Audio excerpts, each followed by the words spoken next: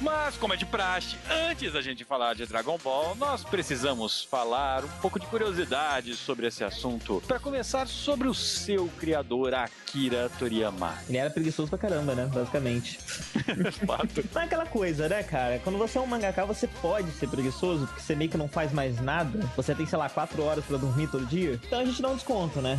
Que é um absurdo, cara, porque os caras trabalham como os animais. Como todo mundo que trabalha com arte, né?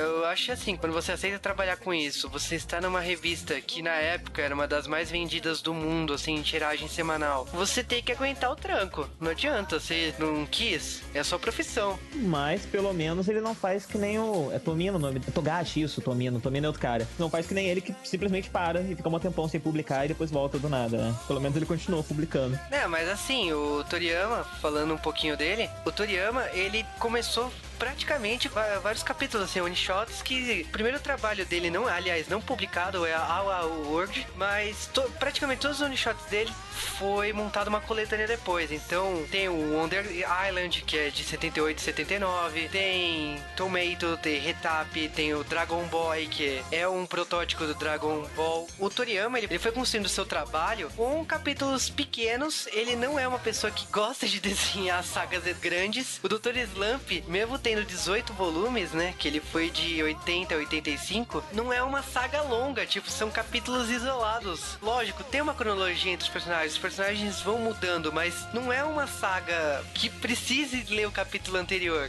Sim, Dr. Slump segue aquele formato de mangá de humor shonen, que são histórias curtas, quando tem uma saguinha maior, não dura mais do que, sei lá, 4 capítulos, 5 capítulos, mas que vai seguindo uma cronologia. O que acontece com aqueles personagens continua valendo dali em diante, mas são historinhas isoladas mesmo, só pra entregar uma piada e partir pra próxima. E é engraçado, por causa que, tipo, Dr. Slump acabou em 85, né? E o Dragon Ball começou em 84, então os dois mangás andaram paralelos. Imagina, tipo, a tensão dele, né? Tem milhões de citações paralelos de uma história com a outra, mas nesse comecinho aí, você tem que pensar que o Dr. Slump, ele já tava querendo parar, por mais que ele gostasse da Aralha e tudo mais, ele encheu o saco, né? Ele tem esse problema. E ele ficou com o Dragon Ball na época, e ele sempre mantém esse esquema, né? Sempre publica um monte de one-shot em paralelo a tudo que ele faz, né? E Dragon Ball começou a fazer sucesso, cara. Mais do que ele poderia imaginar. E Dragon Ball acho que é o primeiro hit internacional gigantesco, assim, né? De anime que teve. E não só uma questão internacional. Dragon Ball, ele foi o responsável pela era de ouro da Shonen Jump. A Shonen Jump, quando o Dragon Ball começou ali nos anos 80, eles já tinham vários outros hits que já tinham despontado, tipo Hokuto no Ken, o próprio Dr. Slump, Kinnikuman, Mazinger Z, era da Shonen Jump. Mas com Dragon Ball, eles chegaram ao que eles chamam hoje em dia de era de ouro da Shonen Jump, que eles vendiam mais de 6 milhões de edições por semana. E quem sustentava isso era principalmente Dragon Ball, depois Slam Dunk e em menor escala ali Yu Yu Hakusho. Mas pra mostrar um pouco do impacto que isso teve, assim que Dragon Ball e Slam Dunk acabaram, a vendagem caiu em 2 milhões, de 6 para 4 milhões, e de lá foi gradualmente diminuindo pro que é vendido hoje em dia, que é uma média de 2,8 milhões por semana. Mesmo trazendo sagas que vendem tão bem como Naruto, One Piece, sim, e mesmo a Bakuman, né? É engraçado, hoje em dia eu acho que nem é culpa das obras em si, mas do mercado que mudou, que o One Piece vende bastante Tankohon, mas não ajuda tanto nas vendas, porque Dragon Ball até pouco tempo atrás era o mangá mais vendido da história da Jump em questões de Tankohon, Kanzeban e etc, em volume fechado, ao invés da antologia semanal. Mas One Piece recentemente passou, só que One Piece tem bem mais volumes, né? Explica pros ouvintes o que são esses formatos de mangá, rapidamente. Sim, o mangá lá no Japão, ele é publicado em volumes semanais, o que eles chamam de antologias, que são revistas impressas assim num papel reciclado bem vagabundo, com capítulos de vários mangás diferentes. Então hoje em dia, vamos dizer assim, a gente tem o Shonen Jump, que tem aí Naruto, Bleach, One Piece, esse Bakuman e vários outros mangás. São uma média aí de 15 a 20 mangás por revista. Toda semana sai. E aí depois, quando tem capítulos o suficiente, eles juntam em um volume de qualidade melhor, com papel melhor, que é o chamado Tankohon, que é como a gente conhece o mangá aqui na banca, esse formato do Tankohon.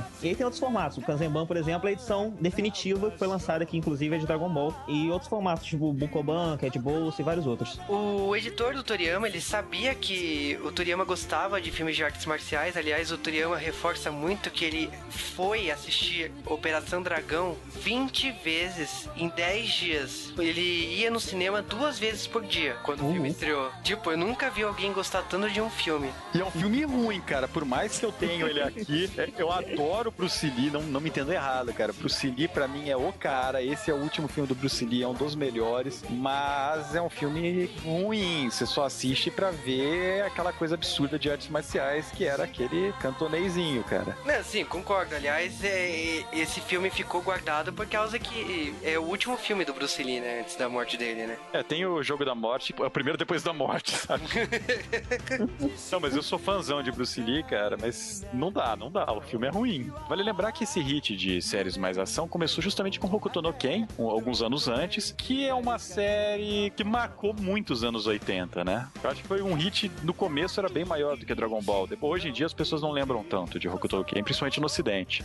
Hokuto no Ken começou a redefinir o shonen como a gente conhece hoje em dia, o shonen de ação, e Dragon Ball terminou. Dragon Ball no início não era exatamente um mangá de ação, né? A impressão que dá principalmente do primeiro arco é que era um mangá de humor, focado no humor, nas piadas ali escatológicas mais infantis que esse tipo de shonen de humor costuma abordar, mas aos poucos foi virando um mangá de ação. E aí quando a gente chega em Z, a gente tem o que é mais interessante e o que mais teve impacto em Dragon Ball, que a série se transformou em uma série de ação nos moldes de Hokuto no Ken, mas com um desenhista de mangá de humor desenhando. Então o padrão do herói shonen, o padrão visual do herói shonen, que era aqueles caras de filmes pós-apocalípticos dos anos 80, musculosos e parrudos e mal encarados e com muito detalhe, sabe, mais realistas, acabou mudando um pouco pro que a gente vê em Dragon Ball, que é uma coisa um pouco mais caricata, ainda com esses elementos, mas um pouco mais caricato, um pouco mais desenho. Aí você foi olhar, Dragon Ball teve uma influência do caramba, porque tudo que a gente conhece de série desse gênero depois, lembra muito esse esquema, eles, tirando as séries mais sérias, né, porque sempre tem, mas as de massa, assim, elas lembram muito Dragon Ball de uma forma ou outra. Mas eu acho que o humor aí do Toriyama, que é uma marca registrada dele mesmo, principalmente nesse começo de Dragon Ball, quando eu falei de filmes de artes marciais, o filme O Mestre Invencível aí de 78 do Jack Chan, aliás, dirigido pelo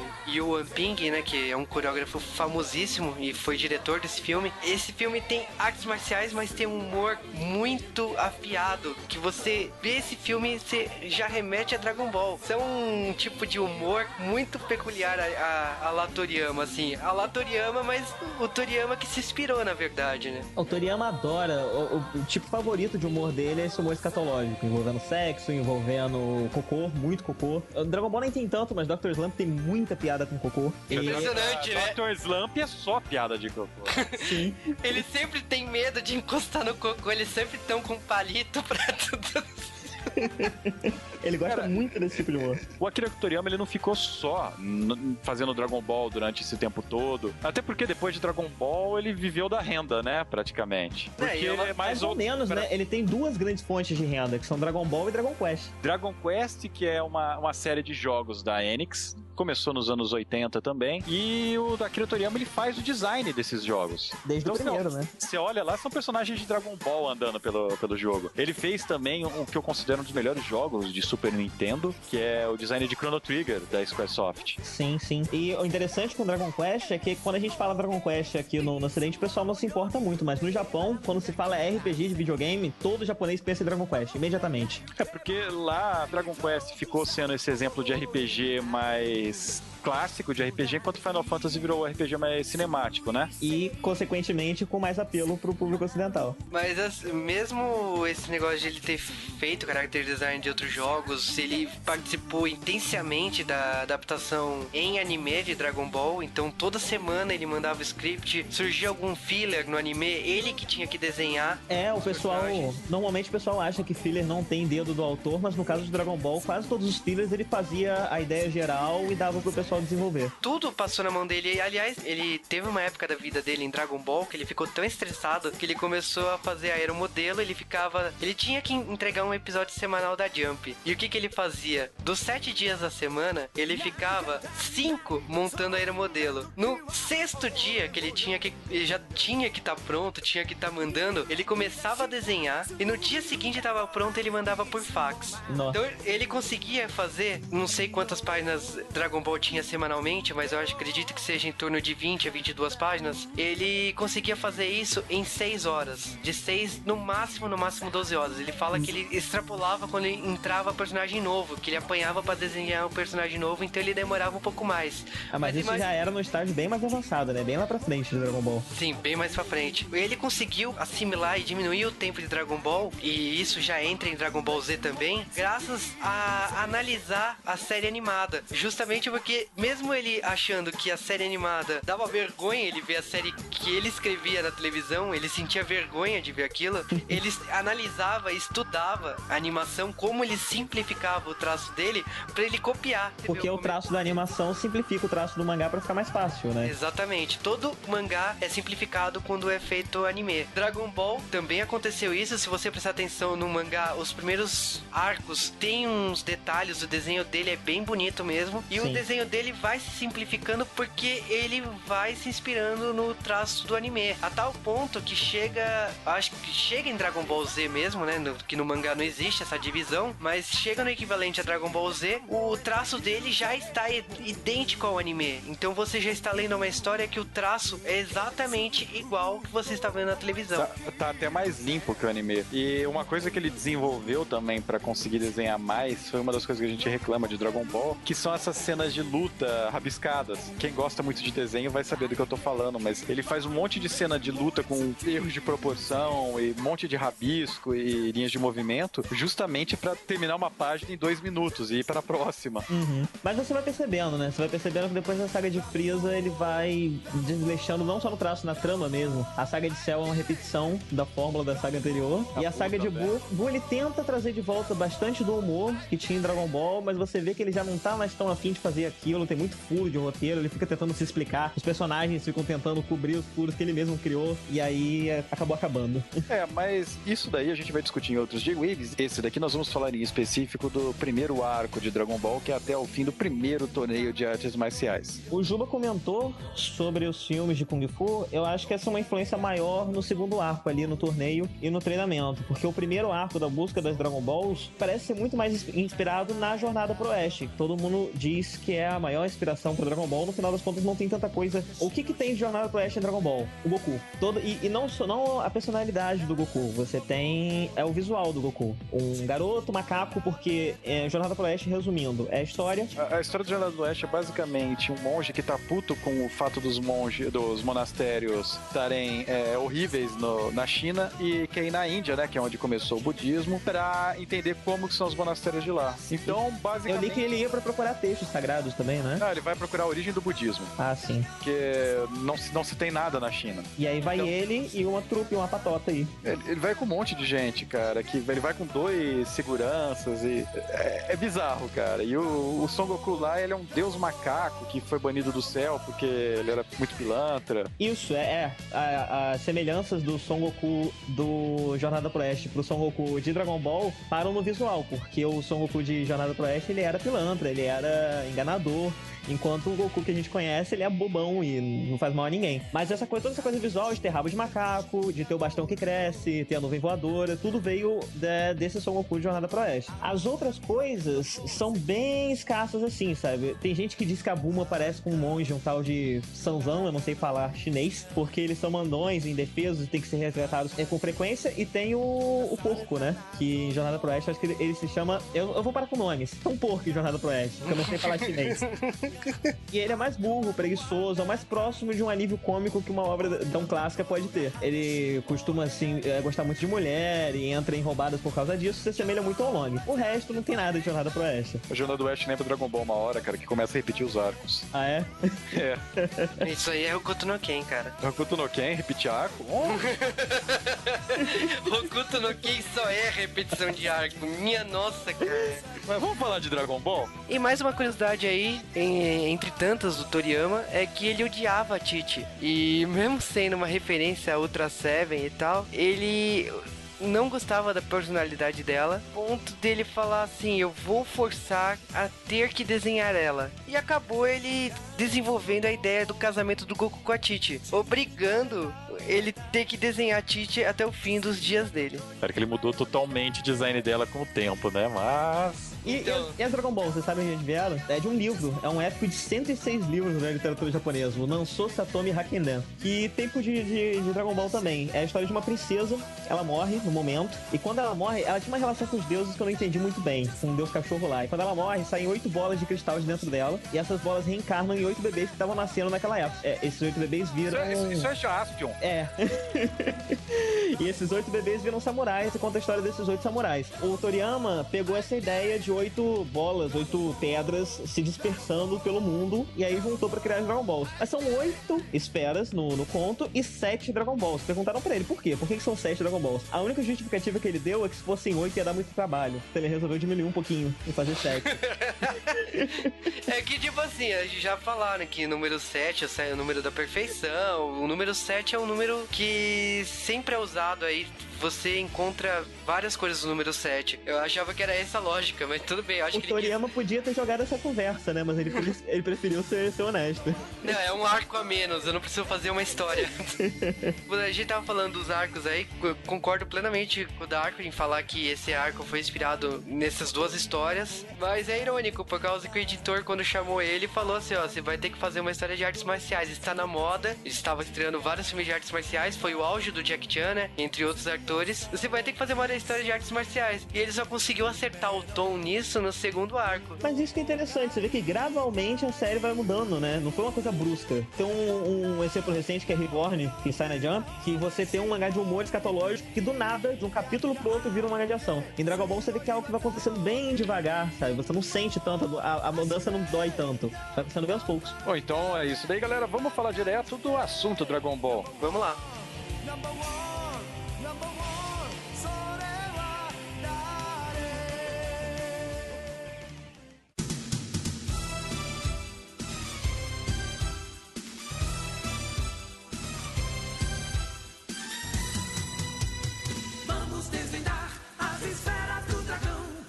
Esse é o maior mistério que já vi.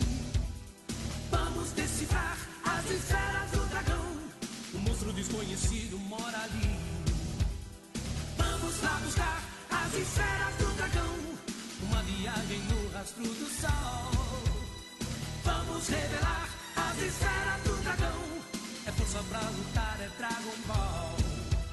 Tentando conquistar o azul do céu, trazendo na mente um sonho de caçador e uma grande armadilha preparar, numa nuvem dourada navegar, viver o fantástico, uma aventura, indo de encontro ao dragão, confiante nos desejos de vitória, certo de que nada foi em vão, confiante nos desejos de vitória, certo de que nada foi em vão. Vamos desvendar as esferas do dragão. Esse é o maior mistério que já vi. Vamos decifrar as esferas do dragão. O monstro desconhecido mora ali. Vamos lá buscar as esferas do dragão. Uma viagem no rastro do sol. Vamos revelar as esferas do dragão. É força pra lutar. É Dragon Ball. Nossa aventura começa numa terra distante, esquecida pelas pessoas. Uma terra que está além do tempo. Uma terra bela e misteriosa, da qual ninguém ouviu falar e que jamais foi encontrada. Em alguma parte dessa região afastada, longe da civilização, existe um guerreiro jovem e valente. É um garoto que vive sozinho, sob a proteção da mãe natureza.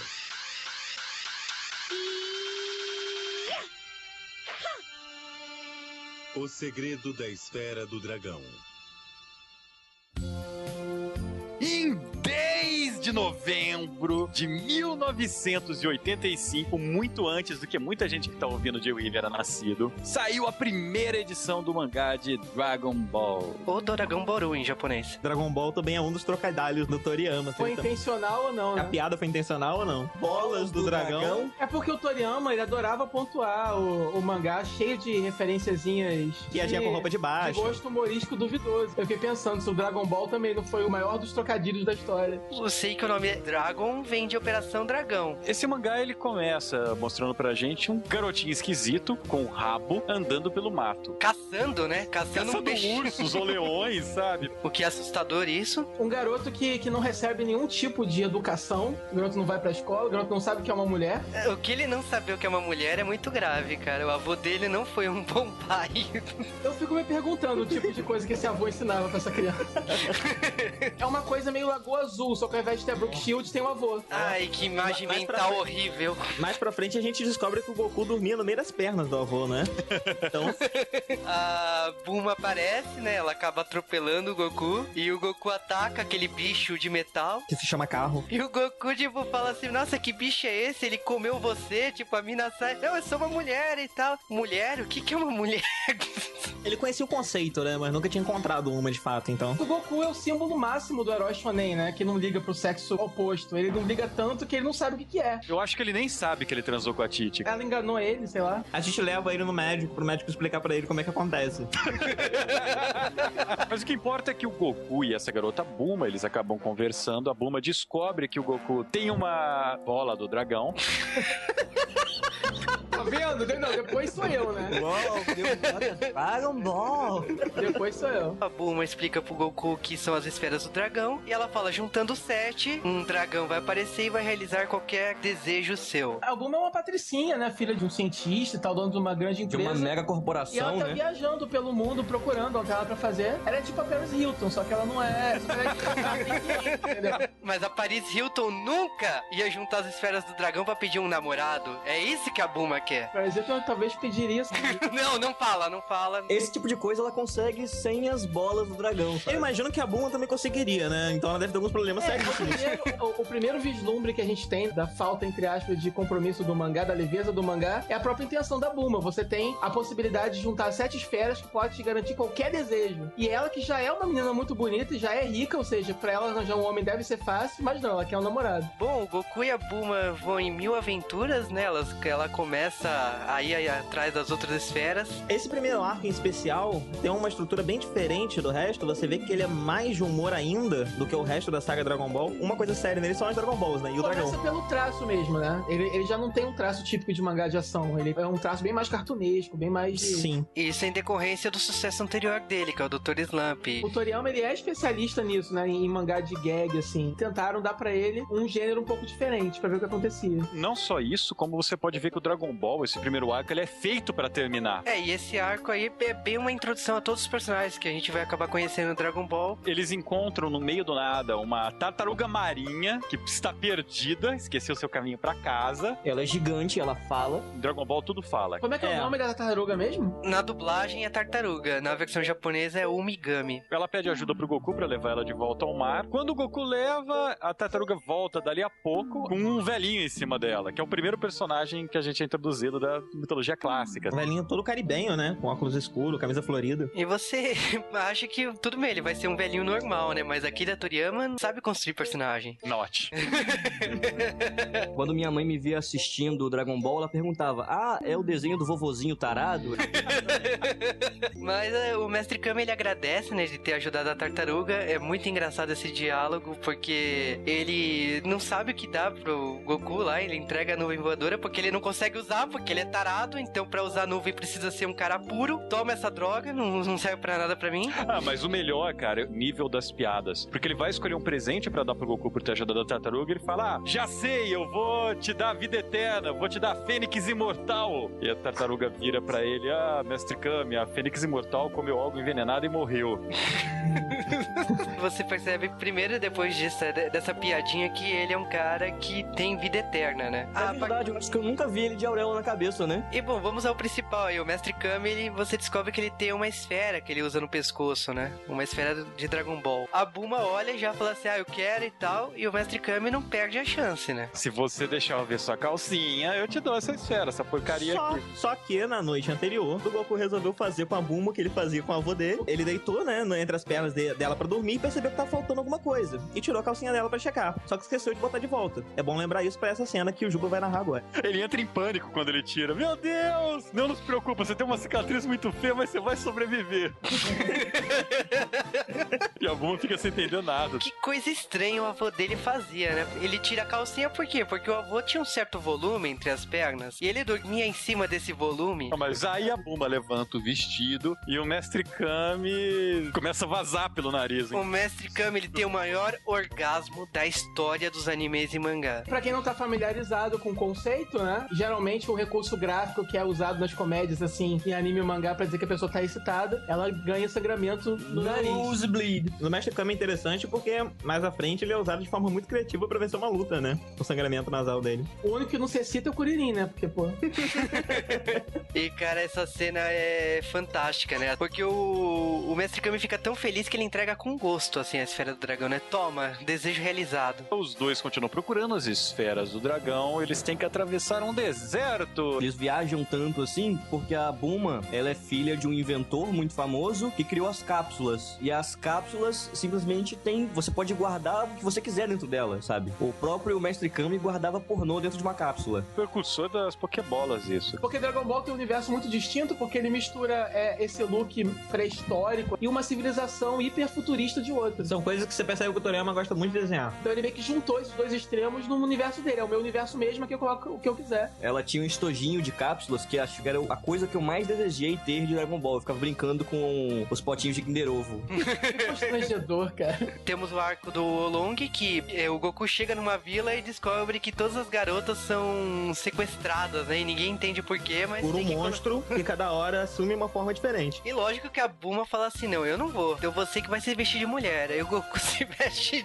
de uma coisa muito horrível. Só que ele tava com muita vontade de fazer xixi. E o monstro acha estranho quando o Goku, menina, resolve fazer xixi em pé. Esse primeiro arco, ele é muito assim, né? Ele tem essa estrutura de Goku e Bulma indo de cidade em cidade, resolvendo problemas e pegando Dragon Balls. Qualquer chance pra piadinha escatológica envolvendo sexo, xixi e coisas do tipo, ele coloca lá, porque o Toriyama gosta muito disso, né? Dr. Slump basicamente é só piada de cocô. Não, não só ele gosta disso. O humor japonês, direcionado para pré-adolescentes, é muito assim. Sim, sim. E é por isso que o mangá é tão censurado aqui no Ocidente, porque aqui no Ocidente o povo acha que criança de 12, 13 anos não pode ser exposto a esse tipo de piadinha. O pessoal se esquece que já foi criança e nessa idade eles contavam esse tipo de piadinha entre si. Eu diria até mais novo, cara. O tipo de humor desse primeiro arco de Dragon Ball pra mim é de criança de 8, 9 anos, sabe? Que é o público-alvo. Sim. Você vê o nível de safadeza de Dragon Ball, né, do Akira Toriyama, eles criam um personagem que é o Olong. É o nome de um chá, cara.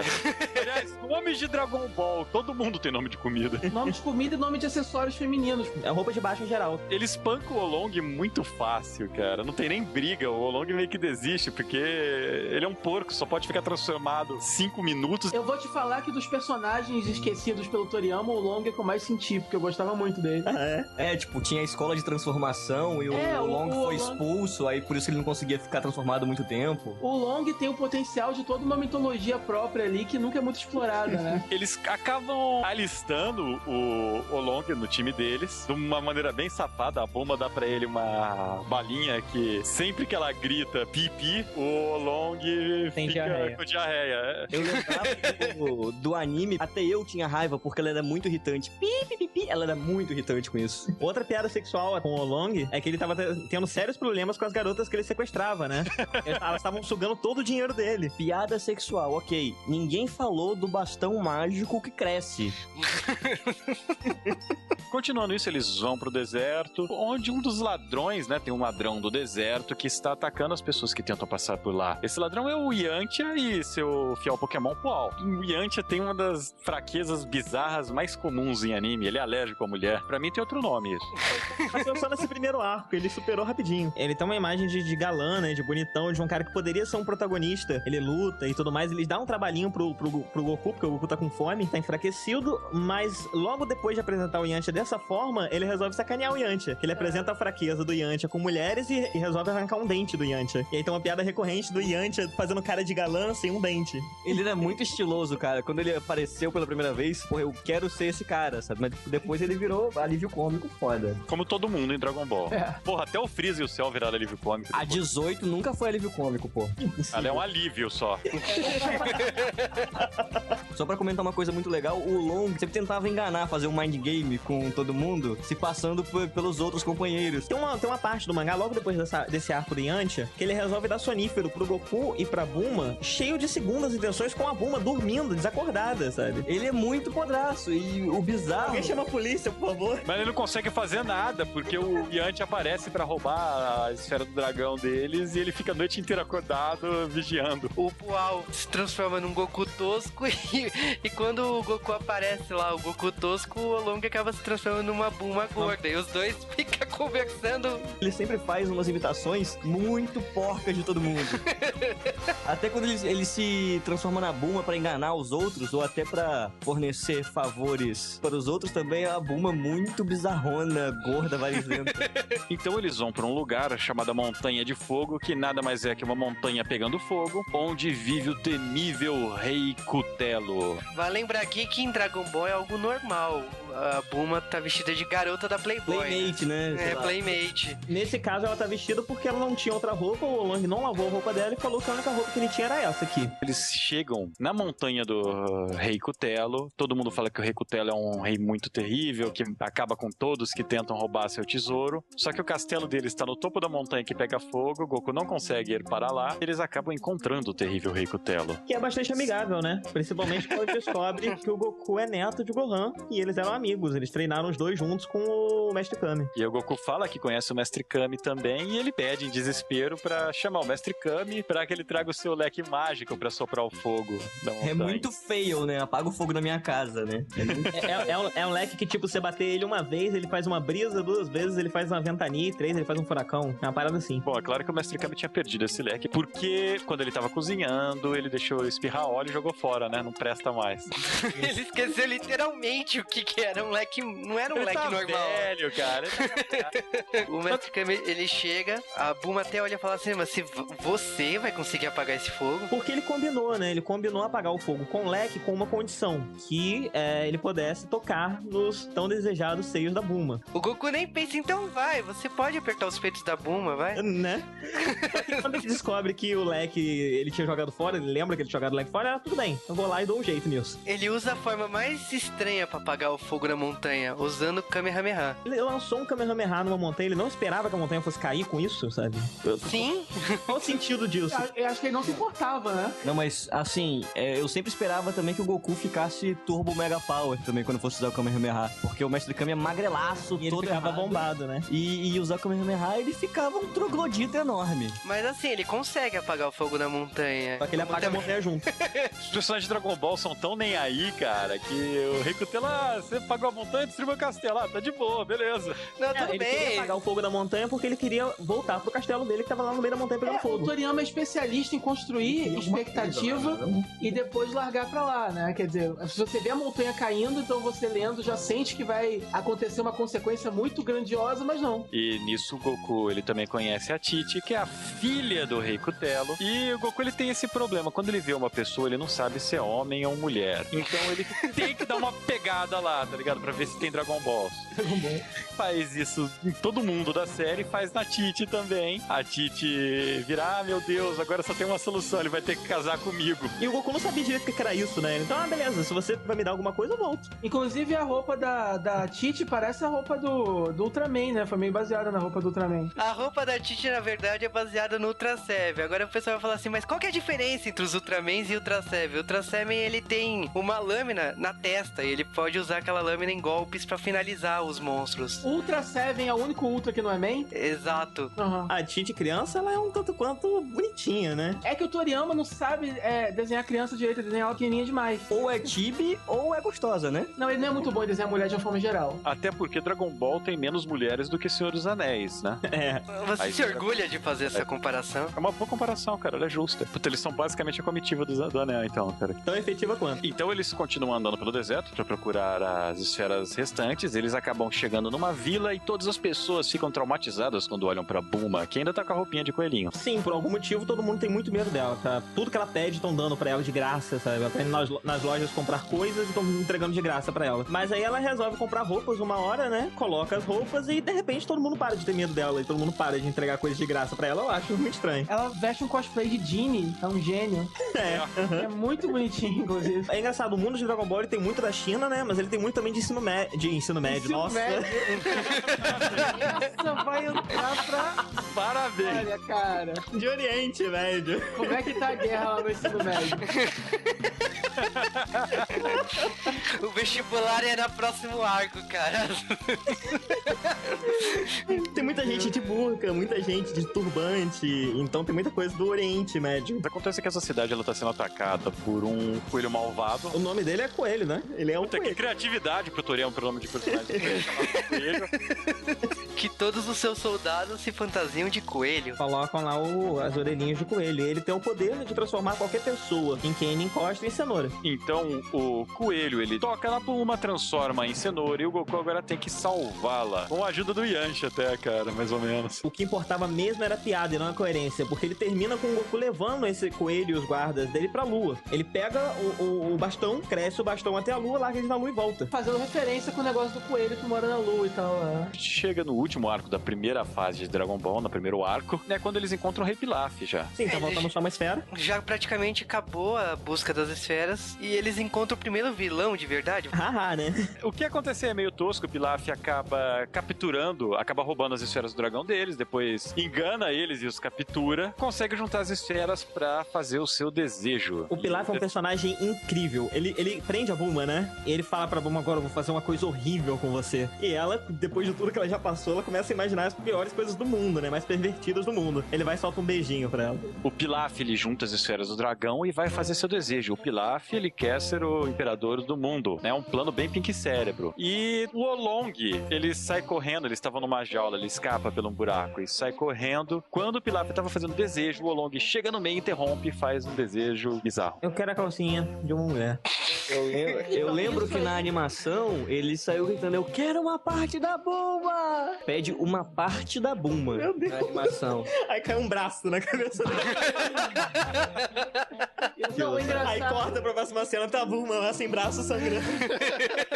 O legal é que, foi o que eu falei, o negócio do Toriyama jogar terra na própria expectativa que ele constrói. O mangá é sobre uma jornada pra pegar as esferas do dragão. Daí quando você começa a ler e você vai vendo que eles já acharam todas, você começa a ficar preocupado. Pô, já acabou a grande busca? É como se você tivesse começado a ler One Piece e logo no segundo volume eles achassem o tesouro. Quer dizer, só o Toriyama mesmo pra ter coragem de fazer isso. Se fosse qualquer outro autor escrevendo, ele ia dar um jeito pra que a busca das esferas fosse a grande trama recorrente que fosse durar pra sempre, pelo menos uns 5 anos, né?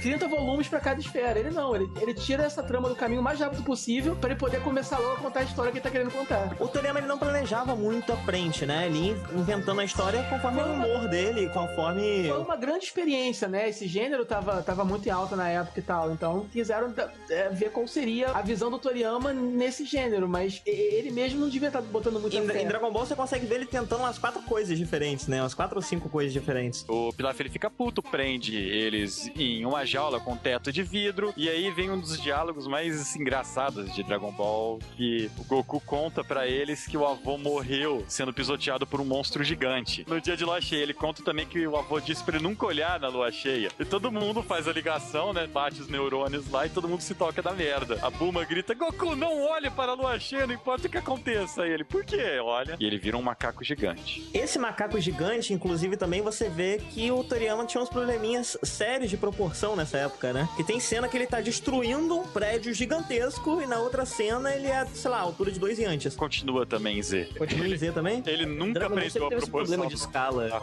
E aí o macaco gigante tá destruindo tudo e eles decidem que pra atacar o macaco a melhor forma seria cortar o rabo. É, porque eles sabem que quando você pegasse no rabo do Goku, o Goku ficava fraco, né? A kryptonita dele. Então, O Yanti já sabia disso, né? vamos fazer isso com o macaco gigante, vai lá e corta o rabo fora. Ele volta à forma humana. E aí temos um Goku sem roupa e sem rabo e sem equilíbrio. Que é engraçado, mas eu acho hilário, porque ele fala: meu Deus, eu perdi meu rabo. Ah, de boa. Aí ele cai.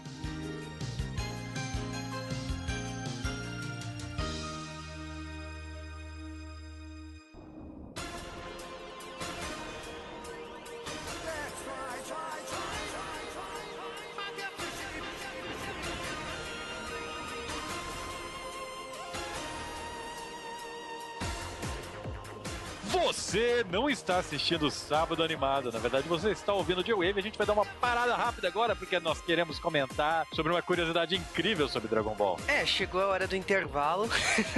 Podcast do intervalo. Vamos falar um pouquinho de dublagem de Dragon Ball. E a dublagem de Dragon Ball, vocês já sabem, tiveram duas. Uma em 1996 pelo SBT e a segunda que foi a redublagem feita pela Globo no comecinho dos anos 2000. Dragon Ball, como vocês já sabem, passou no Sábado Animado. Foi dublado pela Gota Mágica, que era o bambambam de dublagem de anime na época. É possível falar que era só a Gota Mágica, praticamente, né? Sim, a Gota Mágica ela ficou conhecida por causa da primeira dublagem de Cavaleiro Zodíaco, feita pelo Gilberto Baroli. Porra, Seiya, seu viadinho!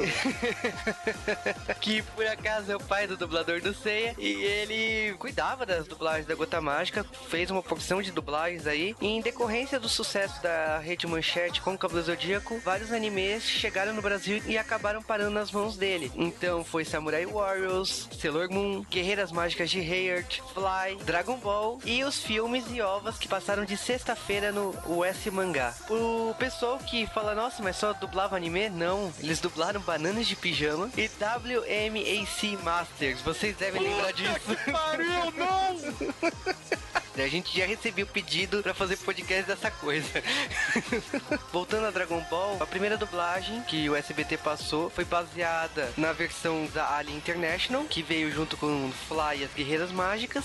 Mas eu vou quebrar um pouco esse clima. Eu acho que muita gente aqui tem esse hobby doentio como eu. Quando eu assisto uma obra dublada, eu faço questão de descobrir quem são os dubladores. E normalmente você se surpreende com a versatilidade desses atores. Muita gente tinha problemas, inclusive o Juba, de identificar a diferença de Dragon Ball pra Dragon Quest, ou Fly, o Pequeno Guerreiro, né?